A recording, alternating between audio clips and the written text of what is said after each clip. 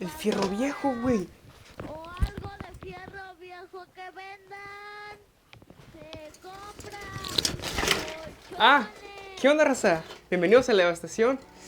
El año pasado recitamos 4 películas que celebraron su 100º aniversario y detectamos cómo esas películas influyeron a todos los clásicos de monstruos, al cine de Tim Burton, el género de slashers y un chorrotal de cosas más que inventaron a la bestia. Eso es lo que me parece tan fascinante del cine mudo, que a pesar de que sea un poco más exigente de ver que el cine tradicional, te das cuenta que aquí es donde provienen todas las influencias visuales de las películas que amas. Y es por eso que nuevamente veremos 4 películas más que este año cumplieron su 100º aniversario. La muerte de Drácula de Hungría, El carruaje fantasma de Suecia, Las tres luces de Alemania y claro, Una gabacha, la primera adaptación de Los Tres Mosqueteros. Ahora estamos abarcando más países que en el video pasado, por lo que estoy muy emocionado de ver qué aportaron Suecia y Hungría al cine. Así que empecemos con La muerte de Drácula, o para los compas, Drácula Jalala. Esta marca la primera aparición de Drácula en la pantalla grande, y podrán pensar que en el primer Drácula del cine es Nosferatu, o más bien el Conde Orlok. Y sí, pero no. Esta es la primera película en usar a Drácula, sin embargo la narrativa y la historia no sigue para nada la novela de Bram Stoker, volviendo a Nosferatu la primera adaptación de Drácula, pero no la primera película en presentar al personaje. Más bien, esta opta por contar una historia original, pero no sin incluir elementos de la novela de Stoker. La película se trata de una mujer en un sanatorio que empieza a tener visiones aterradoras en las que uno de los pacientes clama ser el mismísimo Drácula. La mujer debate si sus visiones son reales o solo pesadillas, y la atención se encuentra en determinar si este personaje realmente es o no es el conde de Transilvania. El paciente es una figura acechante, delgado, pálido, de orejas puntiagudas y dientes afilados que se aparece en sus sueños. Y si bien la película insinúa que el paciente meramente cree que es Drácula, es en estas secuencias de sueños en las que realmente se vuelve el personaje, dejando en claro que ese es el primer Drácula del cine. Podemos ver algunos elementos de la novela de Stoker presentes en esta historia. La mujer en el sanatorio adopta el papel de Mina Harker, combinándolo un poco con el de Renfield, cosa que estamos acostumbrados a ver a Jonathan Harker hacer. La película se desarrolla en un escenario directamente sacado del libro, siendo este el sanatorio del Dr. Seward, y pues claro, tenemos al vampiro, reduciendo la cantidad de personajes aún más que Nosferatu, pero como pueden ver, la película está perdida. Como la mayoría de las películas silentes, esta no sobrevivió al paso del tiempo, volviendo el título de La muerte de Drácula un poco conveniente. No se sabe con exactitud cómo ni desde hace cuánto, solo que la última vez que fue proyectada fue en 1923 en Budapest. A diferencia de otras películas perdidas de las que hemos hablado antes, solo tenemos 3 imágenes de lo que pudo haber sido un verdadero clásico del cine de vampiros, y se encuentra en el más allá junto a London After Midnight.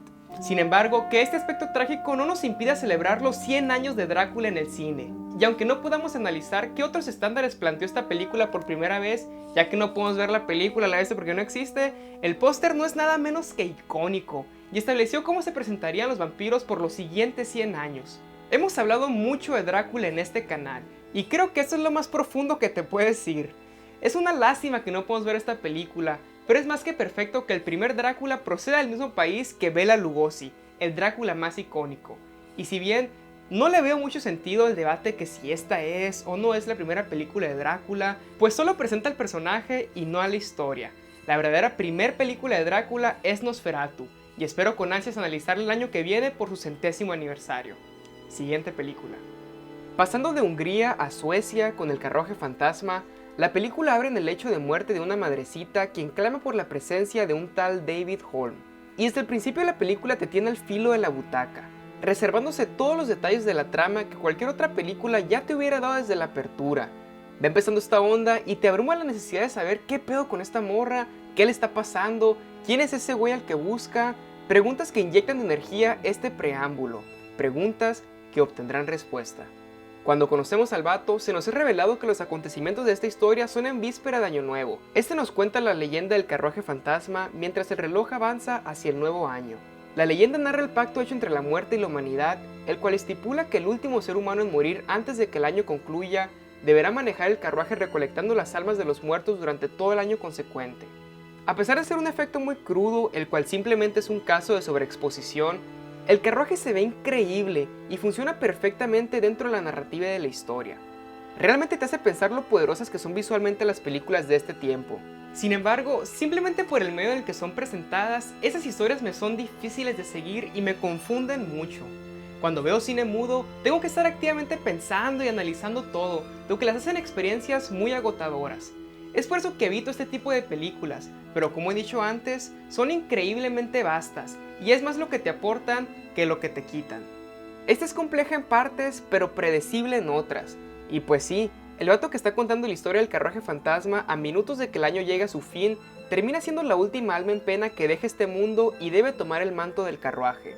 Al tener este icono tan poderoso en pantalla, yo pensé que la película iba a seguir al carruaje durante el transcurso de la trama, pero no, sigue al personaje y lo deconstruye. Aquí empieza uno de los muchos flashbacks que tiene la película, y gracias a todos ellos, la narrativa adopta una sensación de desorientación y una estructura no lineal. Se hace un cagadero, te pierdes en los flashbacks que en más de una ocasión cambian de narrador y de repente terminas en un flashback dentro de un flashback dentro de otro flashback. En uno de estos finalmente explican por qué la monjita está pregunta y pregunte por el vato, y es debido a que se siente culpable por haber complicado su matrimonio. Como lo hace usualmente, el marido llega ebrio a su casa, y en un desencadenamiento de agresividad, toma un hacha y a la bestia. Esta escena me voló la cabeza. Me encanta descubrir los trasfondos de las influencias de las películas que amo, y al estar tan traumado con El Resplandor, ver esto fue una experiencia un tanto bizarra. Era como ver a Jack Nicholson, pero no al mismo tiempo. Como ver al fantasma de lo que desencadenó la escena en el Overlook Hotel. Casi como ver al fantasma que asesinó a su familia antes que Jack Torrance. La película concluye con el vato arrepentido de todas sus malas decisiones, y es traído de vuelta a la vida para ir con su esposa y enmendar sus errores, lo que se me hace una jalada. No me gustan las películas sermoneadoras que te quieren dar una moraleja a huevo. El arrepentimiento es uno de los recursos más choteados para lograr esto, y se me hace que sacrifica todo el peso de la historia por tener un final feliz. Es una película más emocional que racional, en la cual decepcionantemente el carruaje no es el sujeto de estudio, sino solo un recurso. Sin embargo, su inclusión en el Criterion Collection refleja su relevancia en la historia del cine, y al ser esta mi introducción al horror escandinavo, estoy muy emocionado del año que viene a revisitar Häxan por su 100º aniversario. Siguiente película. Volvemos a Alemania, un país con el que ya estamos completamente familiarizados, pues el año pasado vimos dos de sus más grandes exponentes del movimiento expresionista que tanto caracteriza a este país. Ahora veremos un metraje que es debatible si forma parte de este movimiento también, Destiny o Las Tres Luces. La película empieza con un visitante extraño que llega a una pequeña aldea alemana. Deambulando por el campo, arriba a este pueblito con el deseo de sembrar un jardín detrás de un cementerio. Con su inquietante apariencia y sombrías intenciones, la película abre de una manera muy similar al del carruaje fantasma, planteando el misterio de quién será este extraño personaje y cuáles serán sus verdaderos motivos. Con sus propias manos, levanta un muro el cual delimita el territorio de su jardín, y a eso es a lo que me refiero con que esas son películas visuales. Establecen iconografía sumamente poderosa, y ver al visitante parado frente al muro es una imagen impresionante. Añadiendo sus cuestionables acciones, el extraño toma la vida de uno de los enamorados que la película presenta desde el principio como nuestros personajes principales, y como espectadores, al ser arrebatados bruscamente de quien era aparentemente el personaje principal, te tensa los nervios, y al igual que la morra que inesperadamente se queda viuda, buscamos una explicación de quién es esta figura. En efecto, es la muerte, y esta representación nos permite trazar un punto de partida en la manera de incorporar a la muerte durante toda la historia del cine. Alta, pálida, esbelta y cubierta de negro, películas como Macario y claro, El Séptimo Sello son casos evidentes de esta influencia. Incluso funciona como antecedente a otros recursos que usa Gabaldón en Macario. Las velas son representadas como las almas de la humanidad y la muerte explica que no toma parte en decidir quiénes mueren y quiénes viven. Demostrando su servicio a una fuerza mayor, toma una vela la cual representa la vida de un bebé y al extinguirse su flama, este pierde la vida, dejando una madre desconsolada y devastada.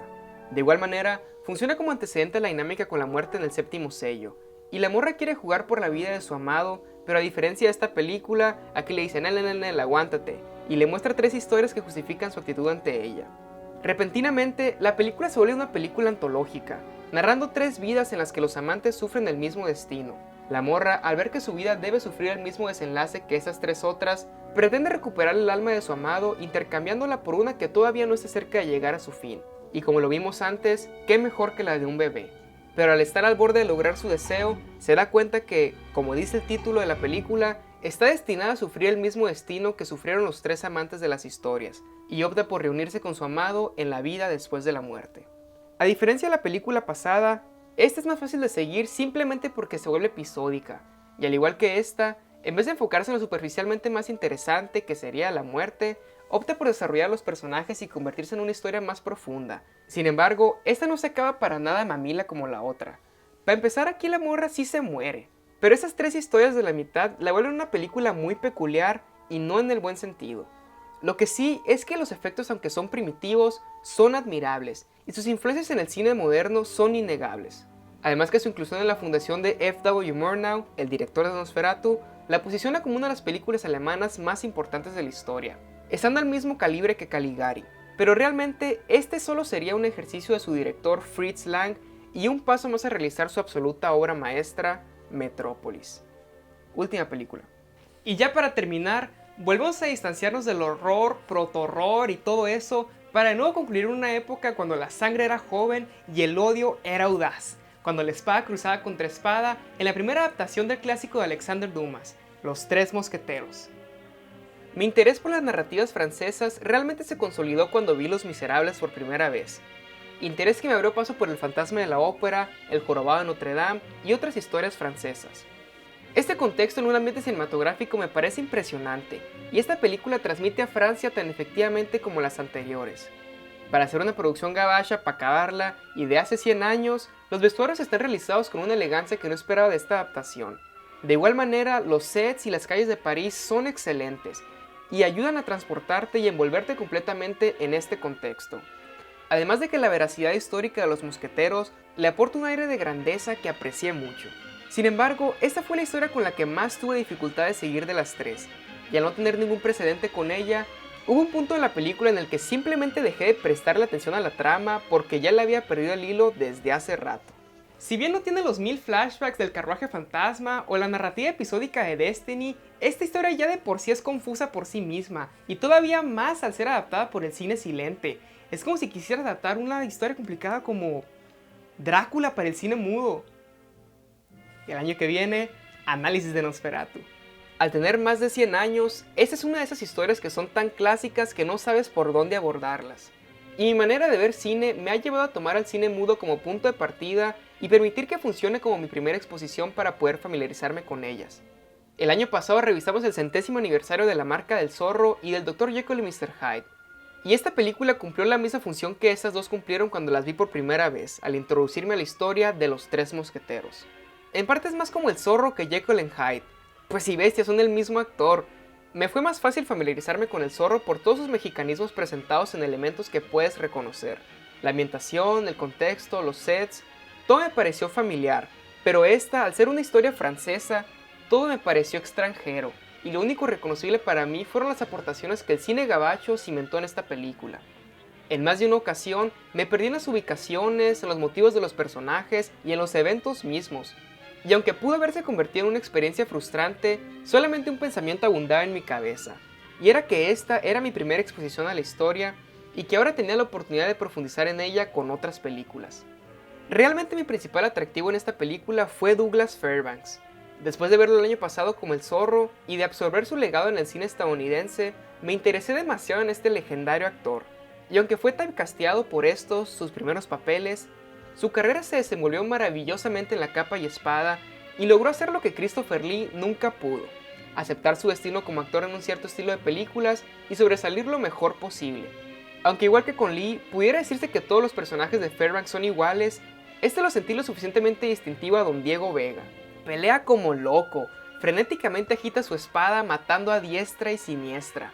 Brinca por todos lados subiéndose a las mesas, pateando sillas, y aunque sí rehúsa coreografías de La Marca del Zorro, sus acrobacias son igual o hasta más impresionantes en esta película. Casi no hablé de la música de estas películas, y es porque ninguna se me hizo lo suficientemente interesante como para decir algo, pero esta fue la más molesta de todas. Es el pedo de nomás aventarse sin saber qué versión es la buena, pero de pedo. De igual manera, Está como que medio un poquito larga, ¿no? Bestia, esta onda dura 2 horas. Creo que estas historias pueden ser simplificadas o expandidas de acuerdo a la intención del metraje, y me hubiera servido ver una versión simplificada de Los Tres Mosqueteros para entenderle mejor. Pero a veces el puro espectáculo de la película me fue suficiente, y al ser mi primera exposición a la historia, estoy seguro que cada una me sumergirá más en ella. Todas para una y una para todas. Y estas fueron 4 películas que este año cumplieron 100 años. De nuevo, estas no son las únicas, sino las que lleva tiempo queriendo ver. Todas estas películas, menos La Muerte de Drácula obviamente, están aquí en YouTube y les dejo el link de cada una en la descripción. Ya que están ahí abajo, dejen un comentario qué les pareció el video, un like si les gustó, o un bien mentado dislike si les parecieron aburridas y que todas deberían de pararse como la de Drácula. El chiste es que interactúen para que el canal pueda crecer. Háganme un parototote, neta, háganme un parote y péguenle una campanita al canal para que les notifiquen cuando salga un nuevo video. Necesitamos más guerrilleros en las líneas fronterizas y acarreando a nuestros heridos. Comparte este video con alguien que pueda apreciar el cine silente y suscríbete para más cine mudo, películas mudas, horror mudo, mudos ochenteros y más cochinero. Gracias.